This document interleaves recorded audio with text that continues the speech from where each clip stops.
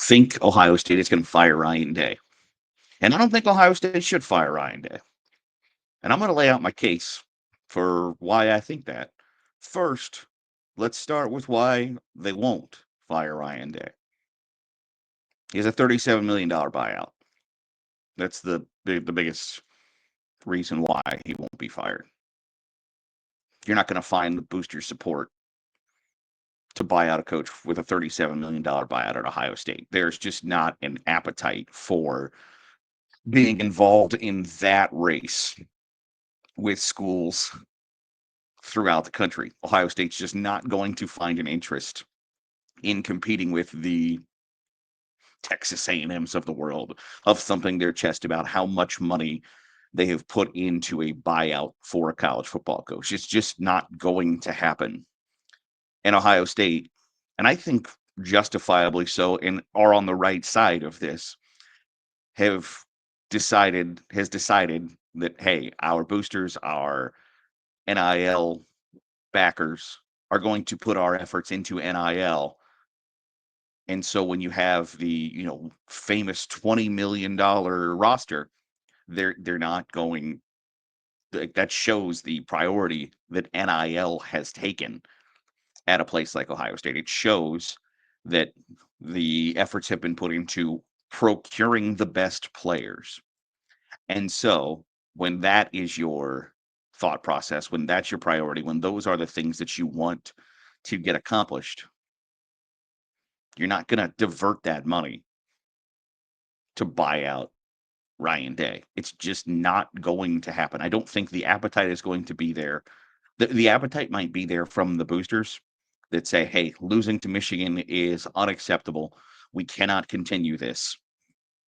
But the money to buy out Ryan Day's contract is not going to be there. Plus, then whoever you hire after that is going to require a pretty sizable paycheck.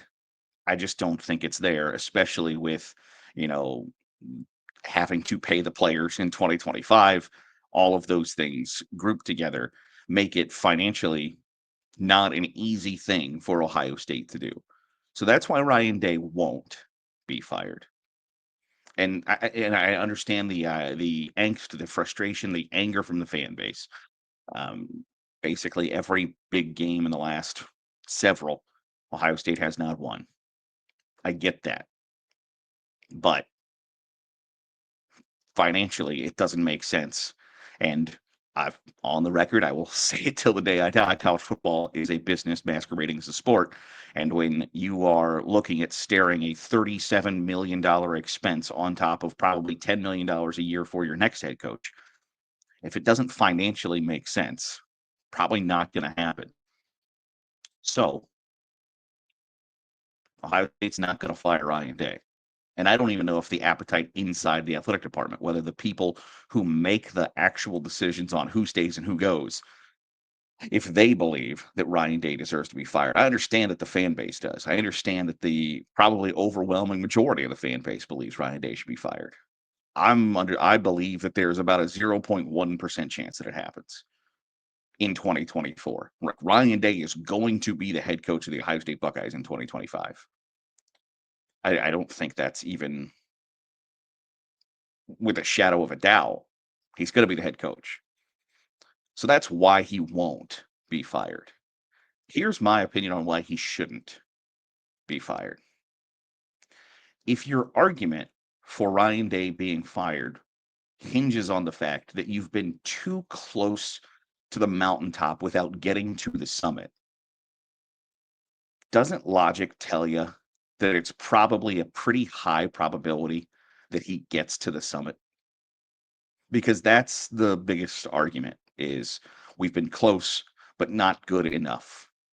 Now, nobody wants to hear this. Ryan Day has coached in the national championship game. So the argument that he doesn't win big games, I think is a moot point. He's beat Michigan as the head coach of Ohio State. Now, I know the immediate reaction is, well, yeah, that was with Urban Meyer's players. Ryan Day was an assistant. Do you understand that, like, assistants are much more involved in recruiting than head coaches are? So those players that Ryan Day beat Michigan with are just as much Ryan Day's players as they were Urban Meyer's players. That's a crap argument. So he's beaten Michigan. He's won the Big Ten championship. He's coached in the national championship game. If you think about it, Ohio State is a bad hold against Georgia away from winning a national championship under Ryan Day.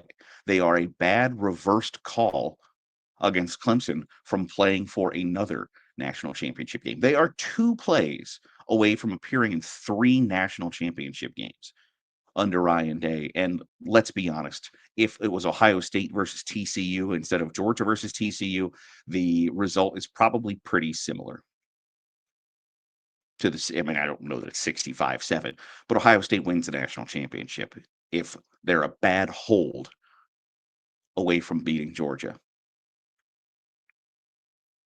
So your argument is, and I understand the argument that you've lost 4 straight times to Michigan, and especially this year when it's an easy thought process to have of if he can't beat 6-5 Michigan, when is he going to beat Michigan?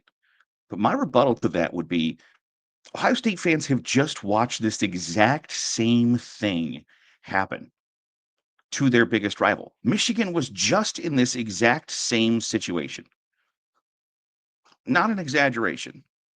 Literally, we're just in the exact same situation with Jim Harbaugh, where Michigan had lost 8 in a row against Ohio State.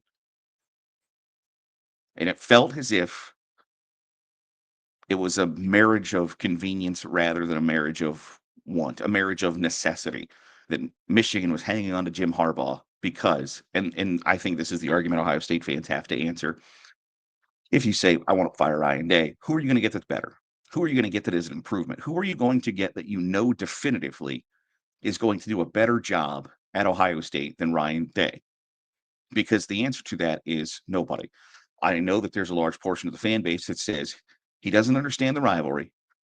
Ohio State needs to have a coach from Ohio who understands the Ohio State-Michigan rivalry. Who is that? Mike Vrabel? If you think that the head coach of Ohio State needs to be a CEO, Mike Vrabel is not the answer. Maybe Matt Campbell. Is Matt Campbell going to leave Iowa State for Ohio State? I don't know. He's had options before in the past and hasn't done it. He just led Iowa State to their first 10-win season in school history. The options that fit the criteria that the fan base expects aren't aplenty. If you think that the person leading the program needs to be a CEO, I don't have any idea how you can argue that Mike Vrabel is that person. He has extremely limited college coaching experience when it is now, you could argue, as difficult as ever to recruit. Do you see Mike Vrabel kissing boosters' ass to get NIL money? Because I don't. But Ohio State just watched their biggest rival go through this exact same situation where your chief rival can't win the one game you're supposed to win every year. And they were close, but not good enough, time after time after time. And you know what? Jim Harbaugh figured it out.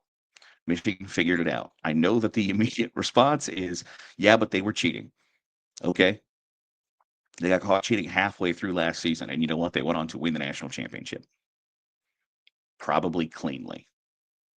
It wasn't a fluke. They figured it out. And so when you've just seen that happen up close, when you've just seen the program lose 8 in a row to Ohio State, and Ohio State fans were in the same boat that Michigan fans were in now, like, hell yeah, sign an extension for Jim Harbaugh. We want him to continue to be the coach at Michigan. And Michigan fans today are saying, I hope Ryan Day stays at Ohio State for 15 more years.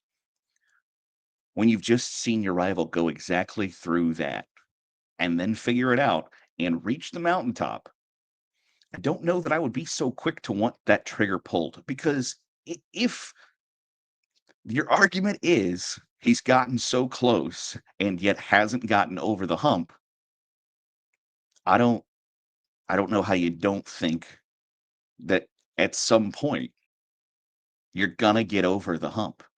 Clemson went through the same thing. Hell, we used to call it Clemsoning. We used to point out and laugh at Clemson that they would lose to teams that they shouldn't to year after year after year after year. And you know what? They figured it out. It just feels to me as if, and this might be a bad analogy, if you hired somebody to do a job that, like, you know what, you're supposed to be successful in this job. You can do all sorts of things, but at the end of the day, I need you to run a mile in under 8 minutes. And that's really difficult to do. Not many other people can do that. Again, suspend reality just for a moment for the analogy. I need you to run a mile in under 8 minutes. And that person continually hit 8:10. And they were getting closer. Or, you know, something happened that impeded their run. Time after time after time. Or you found out that somebody else was cheating while they were supposed to run their 8-minute mile.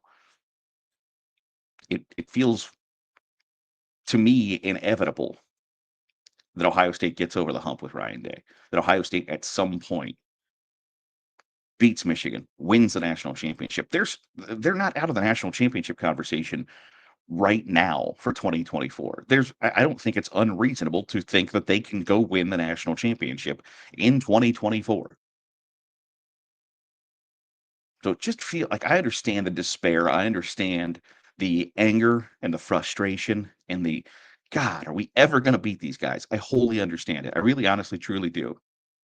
But I think you got to take a step back and have a sensible, rational conversation about it.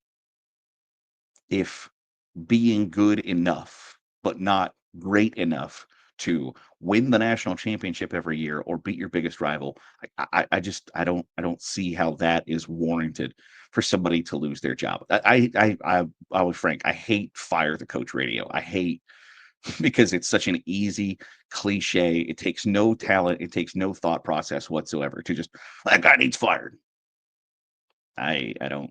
I think if the world were simply black and white, yes, you can do that. But it's not. There's an awful lot of shades of gray. And so I don't think Ryan Day will be fired, and I don't think Ryan Day should be fired. And I recognize that that probably puts you in a minority of a lot of people's thought process. It's Sunday, and maybe the most important Sunday of the Sunday Stiff Arm Trophy update. Take a look at what my Heisman Trophy ballot would look like if it was due today. Now, I don't have a Heisman Trophy ballot. I'd like one, but I don't have one. But this is how I would vote if my ballot was due today. I would still have Boise State running back Ashton Jeanty as my winner. And I know that that might be, I know that that's in the minority. I know that Travis Hunter is going to win the Heisman Trophy. But I think Ashton Jeanty has been the best player in college football. Travis Hunter has been very good and had a spectacular closing argument in the big time win over Oklahoma State. Deserves a ton of credit for the job that he has done in 2024, but I would have him second. And Cam Ward is third. Cam Ward didn't have the world's greatest Saturday, but you know what? The U is not even in the playoff conversation without Cam Ward. And I think that's a pretty heavy lift. And so I think he deserves the third spot and a spot in New York. I want to know your comments. Do you think Ryan Day should be fired? Do you think Ryan Day will be fired? Let me know in the comments down below, and we'll have that conversation. That'll do it for today's episode of the Daily Huddle. Appreciate you making us a part of your day, however it is, wherever it is you're doing so. If you're watching on YouTube, hit the subscribe button. Make sure you're getting all the great college football content we're pumping out. If you're listening on the podcast feed, drop a 5-star review. It goes a long way in helping out the channel. I'll see you tomorrow for another episode of the Daily Huddle.